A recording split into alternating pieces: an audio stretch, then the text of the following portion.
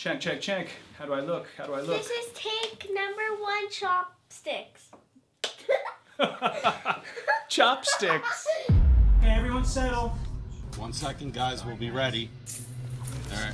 All right, you ready, Haven? Uh-huh. Roll sound. Speed. Roll cameras. Speed. Speed. Mark. Action!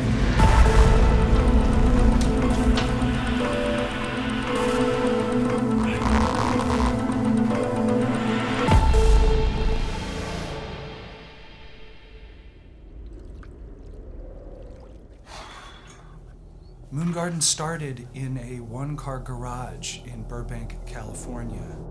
I always wanted to make an industrial Alice in Wonderland. I'd been working on a script like that for a while, really inspired by being a dad and how just magically my daughter saw the world. And I reached out to producer and filmmaker John Elfers. He had just gotten a pair of new cameras, and we decided to shoot essentially a test short for this larger project. Ryan and I met in film school. We started an indie production company together. We cut our teeth on tons of other people's movies. We spent years trying to get back to creating our own stuff with the aesthetic that we love and the style that excites us that's been kind of lost in recent years. We were working on a big studio film, and we went to get drinks after work, and Ryan said to me, you ever think about doing like, our first movie was Finale. He said, you ever think about doing like Finale 2.0? And I was like, man, I would love to do that. Oh my gosh, the fog just totally comes alive. We built an entire artificial forest. We erected a small crag, installed monitors in the back where we had different screens being projected. We shot it all on 35mm in my garage, expanding the sets with miniatures and different photographic techniques to create this tactile world. You can tell that it's not entirely real, but you can still reach out and touch it. And then I had the idea to bring my very photogenic, very naturally talented young daughter into this world. And she just took to it so gracefully, which really opened up the possibilities as to what the movie could be. The first time I was on camera was the forest scene where the crazy lady, aka Angelica, was like, with all the slime.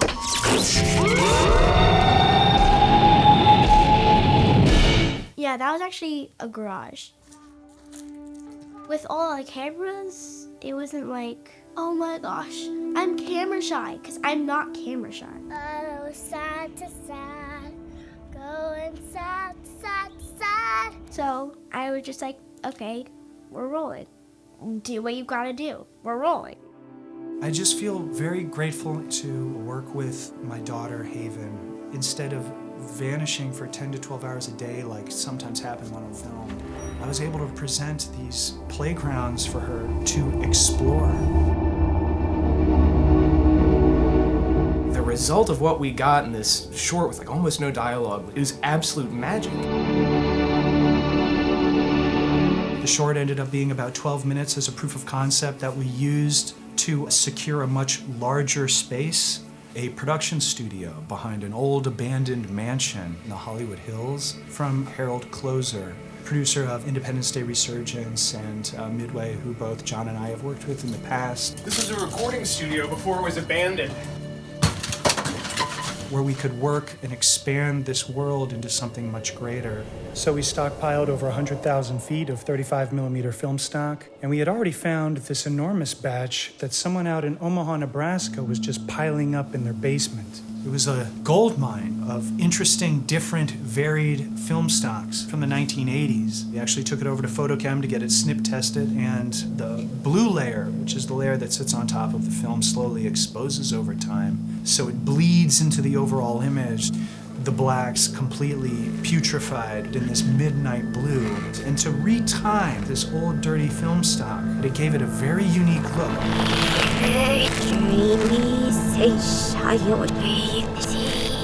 A real richness, hyper grain, all kinds of film anomalies, I just ended up falling in love with it. And then we just literally started getting some resources together. I focused on buying all of the equipment that we need, cameras and lenses and grip and lighting and jibs, until finally we got to a point where we could walk on set without a single rental and shoot a feature film on 35mm with our production company, Fire Trial Films. Here we go. Camera set. Camera set. Something's chasing you. High energy, like you're on the playground, okay? Roll cameras. Camera speeds. Action. Run, run. Cold, cold, cold, cold, cold, cold, hot, hot, hot, cold, cold, cold, cold, cold. Look at the radio, cold. Hot, hot, hot, hot, hot, hot, hot, hot, hot. Good job. So good.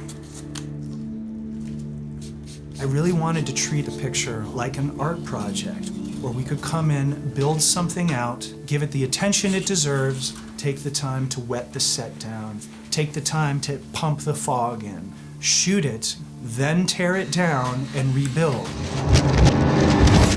Almost like a pop-up art exhibit.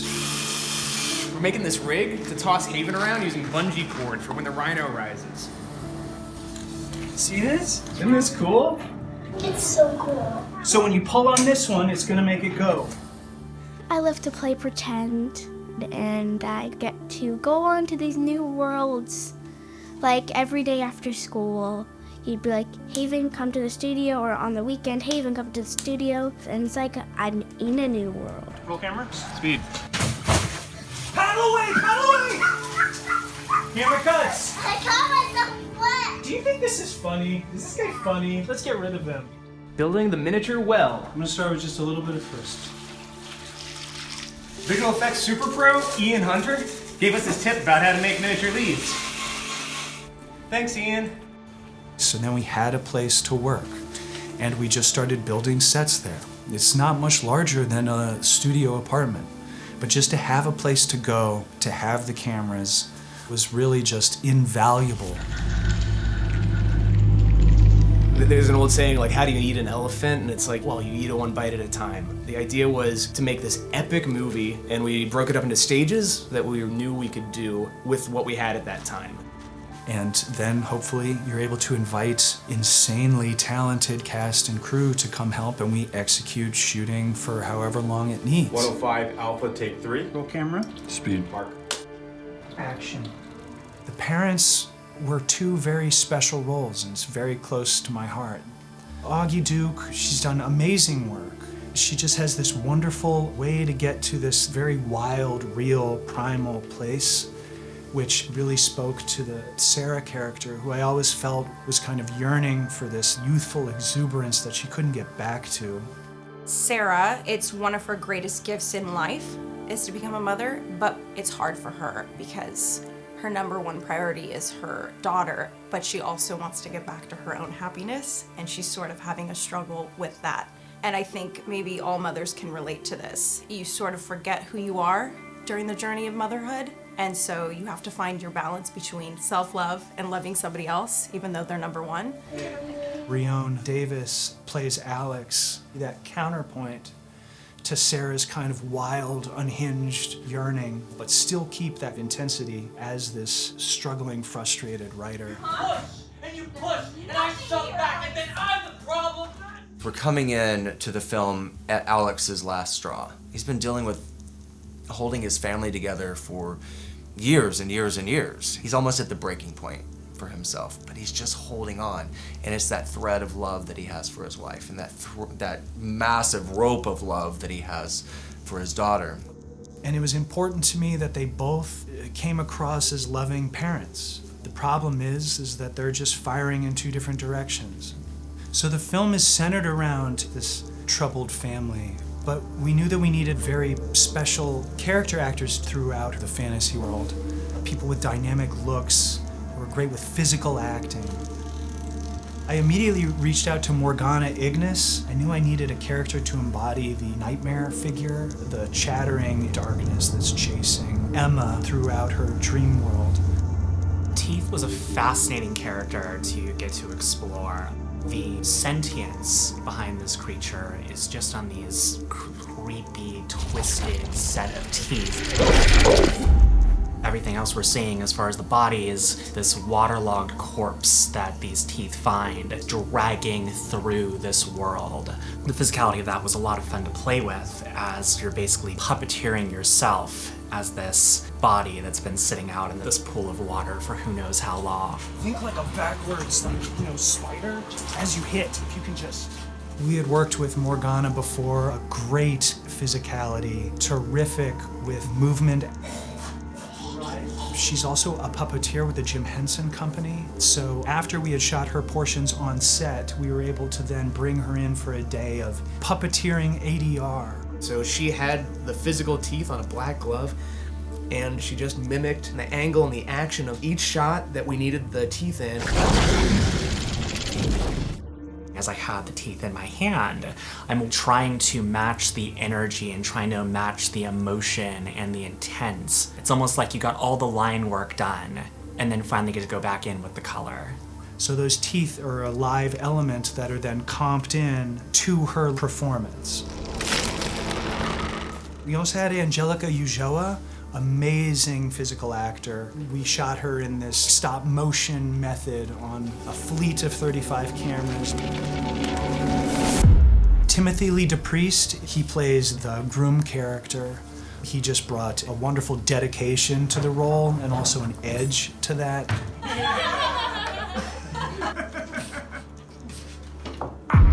The princess is here! Then we had Maria Olsen, who's an amazing performer. Brought everybody to tears on set during her beautiful monologue on the cloud. Haven still talks about Maria and their moments in between shooting. And there's an unscripted moment in the movie where she's saying goodbye to Maria and she was like, can I give her a hug? And she goes up and gives Maria a hug that was so sincere. It was literally Haven being like, I don't know when I'm gonna see you again. And she brought that energy to everyone that she worked with on set. What if we ate this entire thing in 5 minutes? Real quick, brace yourself. You ready?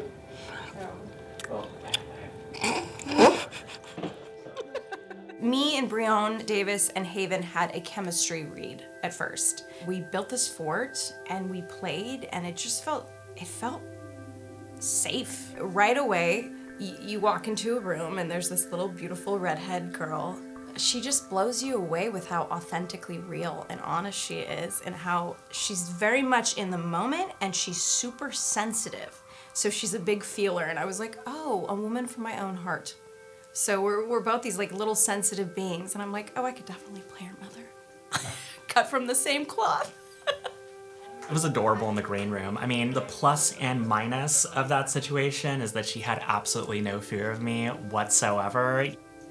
The scary scenes were not that bad because I knew the people who were acting.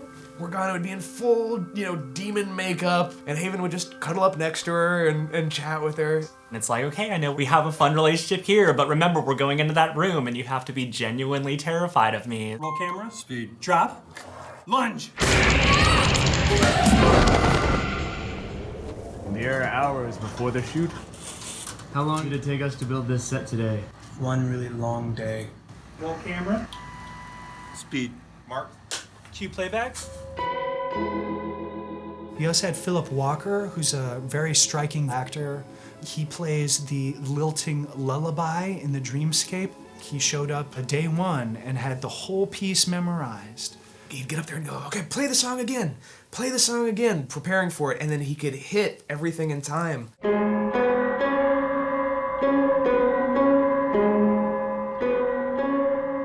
There's a song in MOONGARDEN that's featured prominently. It's Without You by the band Badfinger. My brother, Lucas Harris, a very talented musician, he created the instrumental version that you see the musician play, like something out of an instrument that this guy had built down in a basement somewhere. And then I actually had my wife come in. She has a beautiful singing voice and do the vocals on it. For your face as you are leaving. We then filter those vocals through radio, play it all on top of Philip's amazing performance, and that's the composition of Without You that you see in the film there. Well, I can't forget this evening and your face when you were leaving. guess that's just the way the story. To me, the music is a very important part of MOONGARDEN overall, and really gives it so much of its identity and feeling and atmosphere. And sometimes it's hard to determine where sound ends and score begins.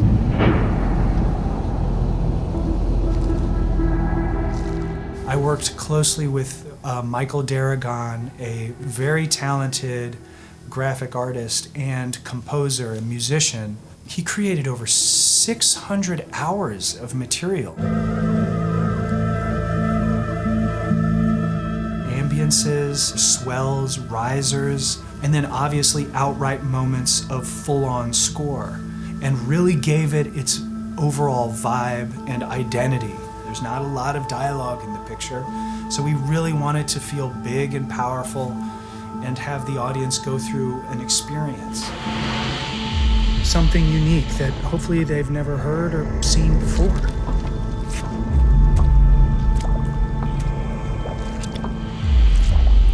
There's no CGI in the picture, and it's something that we're really proud of. We never wanted anything that was stock. Everything on camera we wanted to create from the ground up. Floating weather tower! Deciding on every detail, every aesthetic. We shot everything that we could practically, and just extensive practical effects throughout the movie. We did a lot of puppeteering of just practical things, like if machinery needed to be moving or something needed to be functional. Setting up a live video feed. And the simple effects, because they were there in the real environment, oftentimes read better. We've got signal. Than digital effects, because the actors can interact with them and they can respond to them in a genuine way. Especially for Haven, she could just fall right into that reality because she was surrounded by it. Oftentimes, I would just try to react to what was happening. For the scene where the bride and the groom were both like dancing together and kicking stuff off the table, and like how I laughed. You guys didn't see, but everyone was dancing on the table. Hey, over here! Everyone was doing like the monkey dance or like, and kicking stuff off the table, trying to make me laugh. And I laughed, of course. I laughed because it was funny. Great, camera cuts. The attention to detail, imagination, you have an idea, and it's wild, and it's out here, and then you bring it into reality with practicals, the puppets. And get up. I mean, it's imagination at its finest that becomes tangible. Fog. There are, of course, tons of visual effects. There's over 750 visual effect shots, but all of those visual effects are comps of real elements. We've divided these tanks with plastic so that we can separate a layer of distilled water from salt water, and then we remove the plastic and inject condensed milk, which rests on top of the layer of salt water, and voila, clouds. Roll camera. The cinematography in MOONGARDEN across the board is just like a masterclass in old school tricks. There's one shot right at the beginning of the film mixing 3 different jib shots. The whole film starts on this beautiful 800mm shot of the moon with cloud tank sky that then blends into a little false moon that we have hanging up there, reflected in a water pool, that then as we tilt up with the jib head, we swing the moon away, and then we jib up to the window, which then dissolves into the window going across the parents' house. Just look straight down. Start drifting. Beautiful. Great. We brought on an incredibly talented and hardworking cinematographer, Wolfgang Meyer, and I really don't know if anybody else could have accomplished this film. Any situation that came up, Wolf would have a cigarette and light it and go, yeah, I've done this before. What you need to do is, and then he would tell us little nuggets of wisdom that he brought from just years in the film industry. Killing it, Wolf. And wearing banana shoes. And then the whole chase through the well. Wolf was like, look, you're gonna need a breathing apparatus, because you can't hold your breath and frame a shot. It's just impossible, I've tried.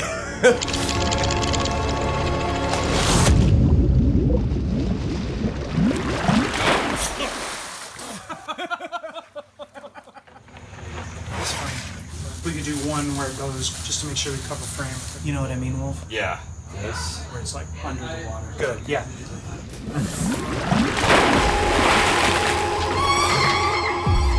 We also had other terrific camera techs, Kevin James Barry and Will Sexton. And everyone behind the camera actually appears in the film itself. My name is John Barkowski or something like that. And I'm Penny Nichols. We're gonna induce a subdural hematoma on the patient, so then she goes into a coma for the rest of the movie. That sounds pretty good. And we're gonna send a big bill to the parents. We got associate producer Will Sexton. And Steadicam operator, loader, clapper. That's right, we got DP Wolfgang Meyer. We must have shot with 12 different 35mm cameras, so it required an incredible knowledge of these older camera systems. I have never in my career heard something rolling when a director is called rolling. Action! That was just the most classic sound of hearing real film rolling through a real camera. It just reverberated through me. Each camera had its own thing that it could do. So we shot on the 35-3 for slow motion and time lapse. We shot on an Arri 2C for jib and steady cam. We shot on the BL3, BL4, and a 4S, 3-perf and 2-perf. We used underwater housing, the Hydroflex. And then for miniatures, we had these little IMO crash cameras. They're like 9-pound cameras. They only shoot a minute of film at a time, but they're really tiny, and you can just jam them into these little spaces. So we made these miniature sets. And then Ryan had the IMO, like basically on just a steel pole, and he would just run the IMO through the set with a hose attached to the bottom, blowing air. And so through the chase scene, the POVs of the wind blowing and the leaves scattering are these sets that are maybe 8 feet long, and these little corridors that are 6 inches across.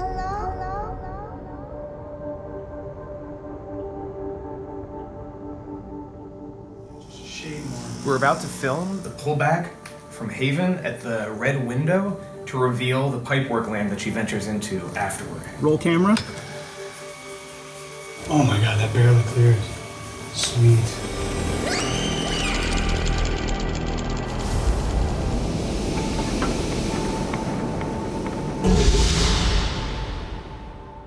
One of the longest shots in the film actually took over 3 months to shoot, where the teeth character goes by a batch of fruits. We lock the camera off, and then we run the shot for over 3 months as that food starts to slowly decompose. And so that's the kind of care that we put into the photography and the natural, practical quality. That's pretty good. We used forced perspective photography out in the desert in the Salton Sea to place Haven into those environments naturally. I think that could work. I see your feet there, yeah. The hardest thing to do on set was definitely the desert scene because it was so hot. It was so hot and it smelled like toxic fish. And some places didn't even have a toilet. And in between takes, they're like, Haven, you can go sit in the car. We're gonna build the set. Action. Even bigger.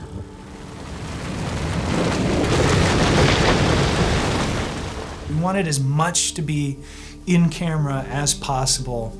And so a lot of that has to do with the makeup effects, and almost everything you see is the incredible work of Rachel Wagner. She built the entire rhino, which when you look at it, it looks big. It was big. Had to come in 2 pieces in a truck bed. I mean, it was the size of a car. And Rachel and her partner actually came out and were the puppeteers for that, out in the middle of the Salton Sea in 115-degree weather.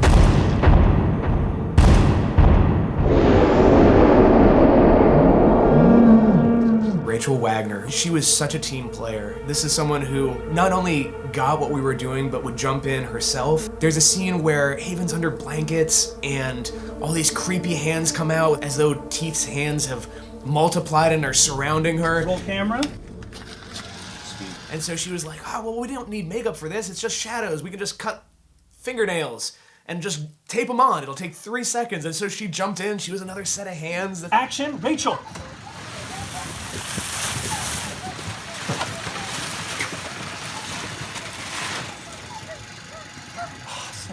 that. That was amazing, dude. Haven, such a good job. Haven, you did so amazing in that take.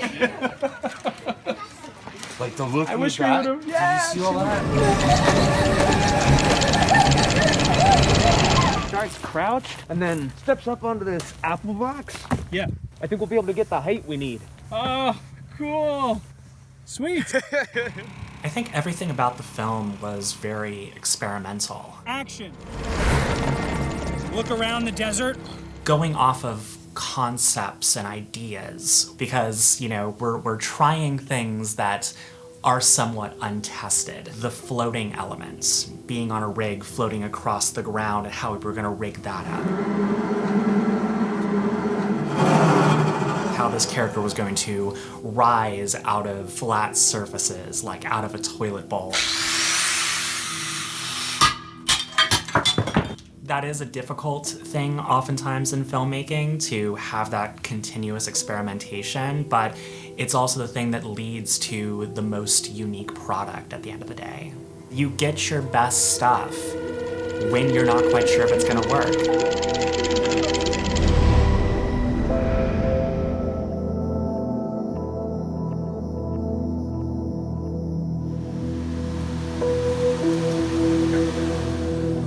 This is the one. I want you to be down here, and I want you to reach up really high, grab this, and pull yourself up really strong.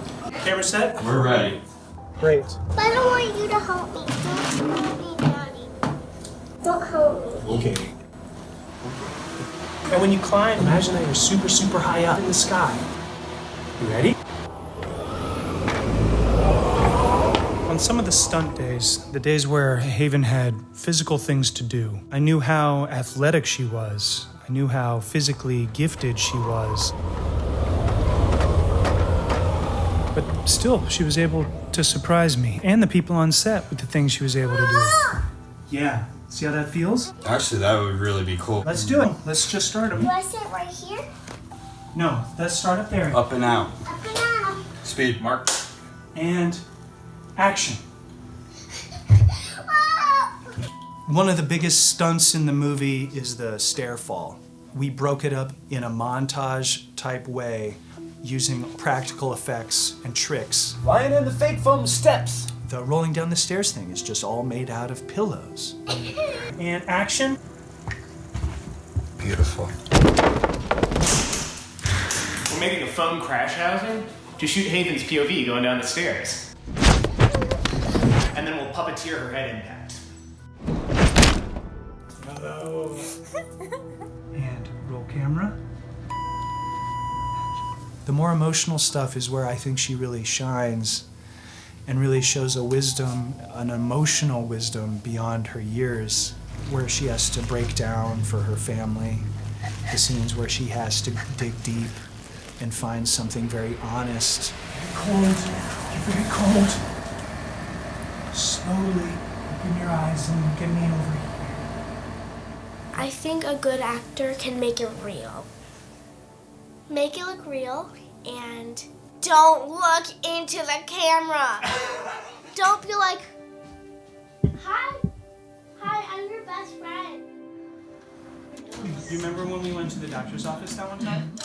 Now what do you do at the doctor's office when they say be very, very still? The layer sequence was a very difficult one to shoot. There's a lot of different things going on in that moment. Haven is watching this dark fantasy tale. She's having a strange flashback to her dad narrating it. She's at the same time going through surgery. Our skin splits, and then there's fat sections underneath. And that's the big section that you're gonna have to cut through. Kevin, aren't you supposed to be behind the camera? I'm not supposed to be here. Yeah. Haven, you ready, sweetie? Time to sleep, baby. Are you a doctor? You see? We're all doctors. You guys are so funny. I know. Roll camera and action. Great camera cuts. All right. Good job, Haven. And roll camera and action. Camera cuts.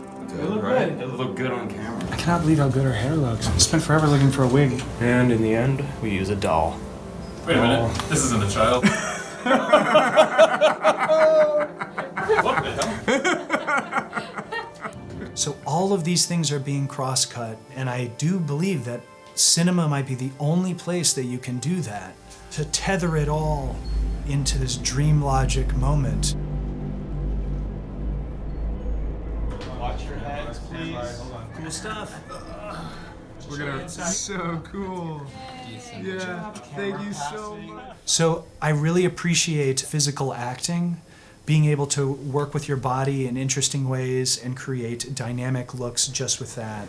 I had seen Emily Meister in a film called Chatterbox, and I knew immediately that I wanted to work with her.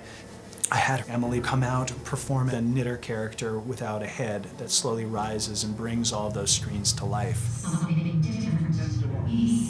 But when her faces appear in each of those frames, that's material that we had shot of Emily in a milk bath, spewing ink out of her mouth and reciting this twisted fairy tale. Release me at once or I'll turn you into bile. Played back in time so she can be reacting with it.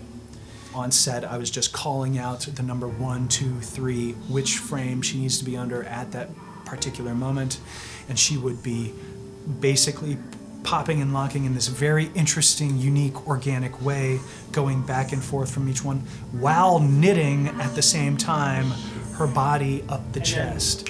Cut. Ah, okay. And then finally, there's an entire animation sequence. I did each drawing, colored it in this kind of Crimson World collage. And then Haven delivers just a powerhouse performance, getting to a really real place. Even though on set we are just playing Frozen on the screens in between takes. The work, I mean, when you see it, the work this little girl did was, I mean, like nuts. Incredible. If you've never tried working with child actors, kids generally come in and have an idea of what acting is, and they act with a capital A. And Haven just has this huge heart and this really sweet soul. And so she would just come in to these imaginary circumstances and just exist. Roll camera. Speed. Mark. Action. Now go up, Haven. Look at it.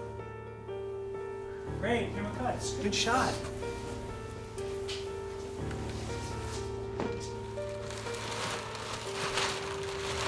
We're tarping off the set to shoot day for night.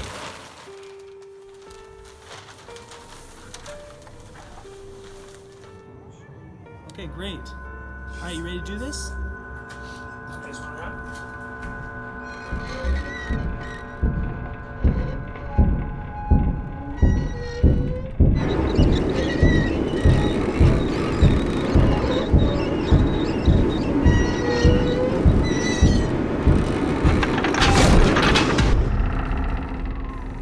Building the crow's nest of the weather tower.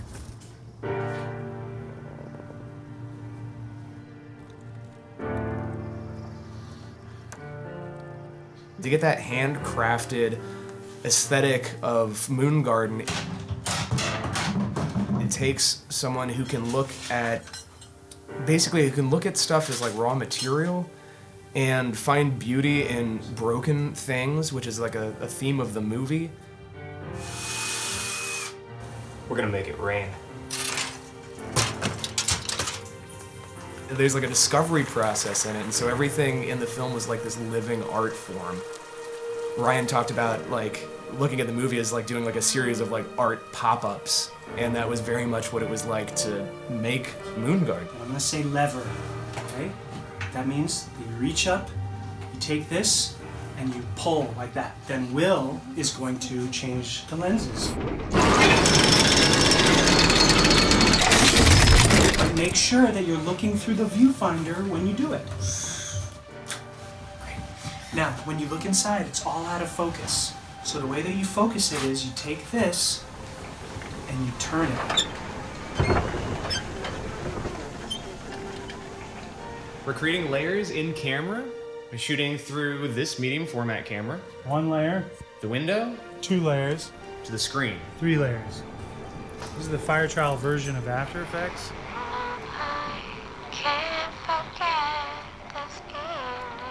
When I say action, I just want you to dial in and listen, because you're going to hear Mommy singing on the speakers. So I want you to look over at the speakers. And remember, Mommy thinks she's never going to see you again. So what are you going to do? You have to comfort her, right? Like you said. Mommy, I hear you. All the old Grimm fairy tales start at very dark places. My love. They were moral warnings to children before they went to bed. And MOONGARDEN has this old folklore, old fairy tale approach and an element of visual world building that makes you feel very immersed. And you're seeking out the blood in the water. Yeah. Down over there. Then you can lower your feet down. Okay? As opposed to letting your mind control you, you begin to control your mind. And I think that that's what Emma's really doing in the film. The narrative is following her to say it's going to be this way, and she is saying no, it's going to be this way. And purity is going to win. Slowly look right into the lens and realize that there's nothing in there. Don't go in yet. And then you say, you're just all empty, like you're realizing it. And you say it like you know exactly what to do. You're just all empty. What are we at? 568 still. Great, let's do it. Action. MOONGARDEN is about a family coming together, overcoming their problems. Sir, we made it to the desert. Certain parts of the film hit members of the audience in a different way. I think that's the metaphorical nature of it, the fact that, you know, it is dealing with trauma, it is dealing with heartbreak, it is dealing with all these very heavy emotions. You get to experience this otherworldly place that no one's ever seen. There's this type of movie that's been sort of lost to time. It was always meant to feel like a film that was rediscovered or found, as if somebody excavated it from an attic somewhere, dusted it off, and threw it up on an old projector.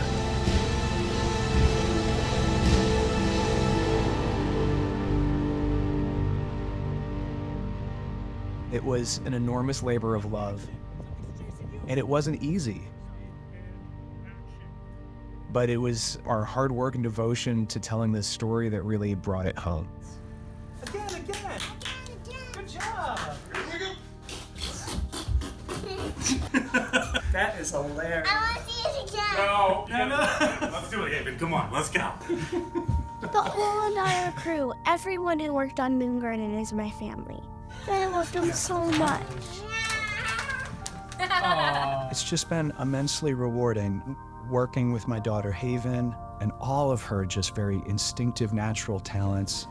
My beautiful wife doing the vocals on the tracks, my closest friend and collaborator, John, helping in such a myriad of ways. I do think of it as like a piece of art, how a child sees the world, how broken things can fix themselves, and in a way, a monument to family. And the light can be found even in the darkest places.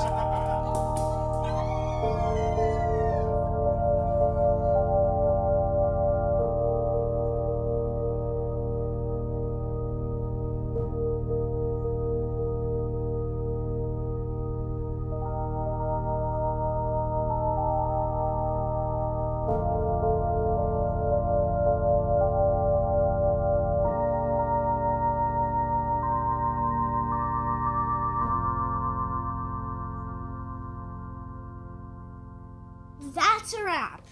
Soft sticks or chopsticks out.